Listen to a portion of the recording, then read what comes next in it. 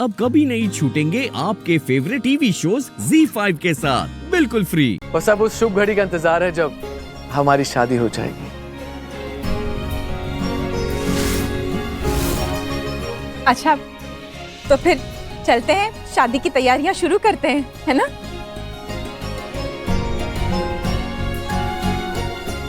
ध्यान रखना बेटा। चलो आइए। बाय लक्ष्मी जी। आइए माँ।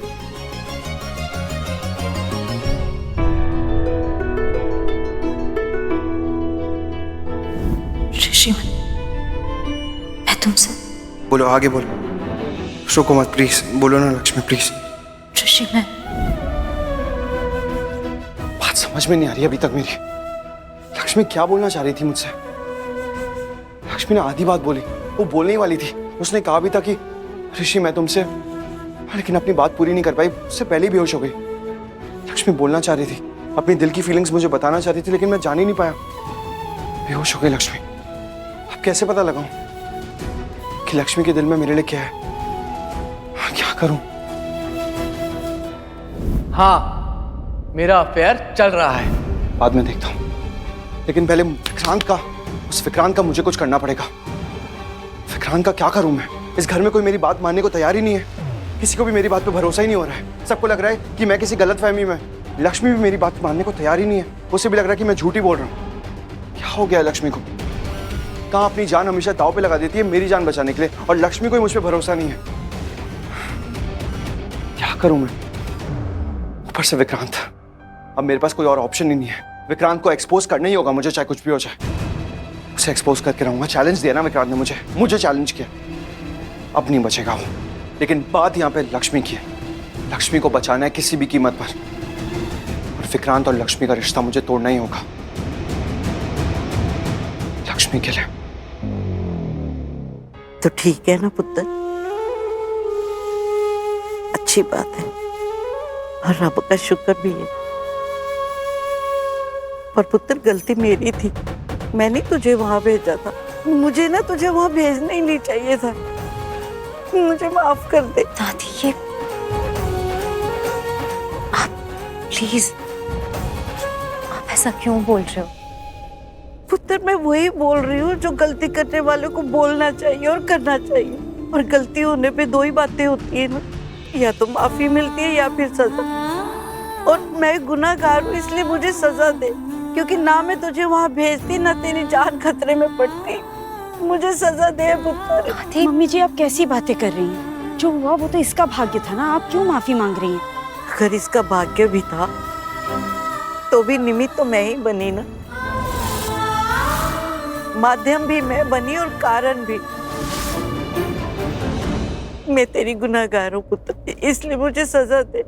बता ना पुत्र, क्या सजा दे रही है तू मुझे? बोल ना। क्या बोलूं दादी, आप मुझसे सजा मांग रही हैं, बल्कि आपके आशीर्वाद की वजह से मैं यहाँ वापस आ पाई, यहाँ आपके सामने हूँ। मुझे माफ कर दो, जो मेरी वजह से आप खुद को गुनहगार समझ रही हो। तू मुझे रुला पर, मुझे सजा दे, तुझे मेरी कसम है। दादी,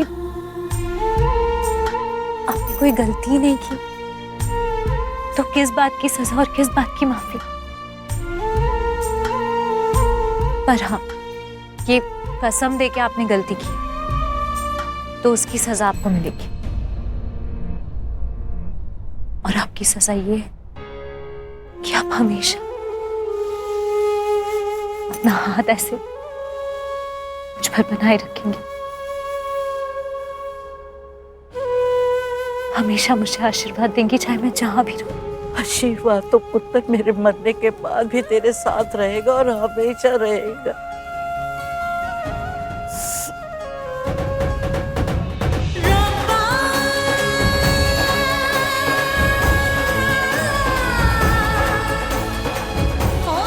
रुला दिया ना? सॉरी। मैं भी सॉरी। और रुक,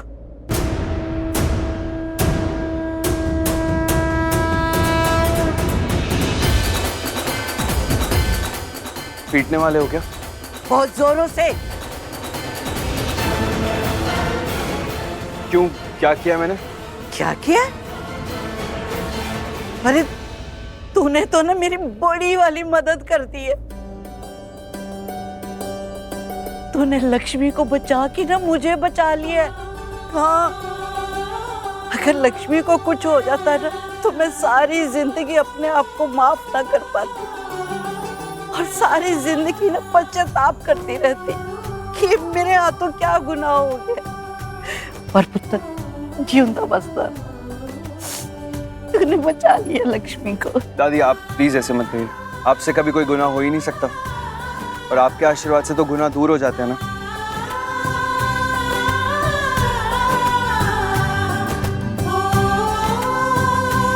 दादी, दादी क्या आपको भी ऐसा लगता है कि मैं विक्रांत को लेकर झूठ बोल रहा हूँ? आप जानती हैं मुझे अच्छी तरह से, मैं लक्ष्मी के लिए, उसकी खुशियों के लिए जान भी दे सकता हूँ दादी। यकीन कीजिए मेरी बात का प्लीज। अच्छा आप मुझे बताइए, अगर मुझे विक्रांत से इतनी प्रॉब्लम है, अगर मुझे झूठ ही बोलना होता तो मैं शुरुआत में ही झूठ बोल देता या इस रिश्ते के लिए मना कर देता, पहले ही कर देता ना। लेकिन मैंने ऐसा नहीं किया दादी। इनफैक्ट मैं ही वो इंसान था जो विक्रांत के लिए खुश था, उसे अच्छा इंसान समझ रहा था। सब लोगों को, मॉम को मैंने ही कहा था दादी कि विक्रांत बहुत अच्छा लड़का है, लक्ष्मी के लिए परफेक्ट है, लक्ष्मी को खुश रखेगा। मैंने कहा था दादी। अब मैं ही वो इंसान हूँ जो मना कर रहा है इस रिश्ते के लिए। मैं ही मना कर रहा हूँ कि विक्रांत सही नहीं है लक्ष्मी के लिए।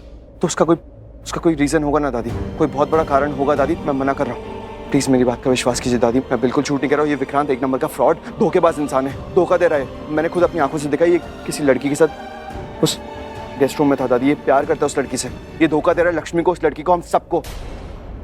प्लीज यकीन कीजिए।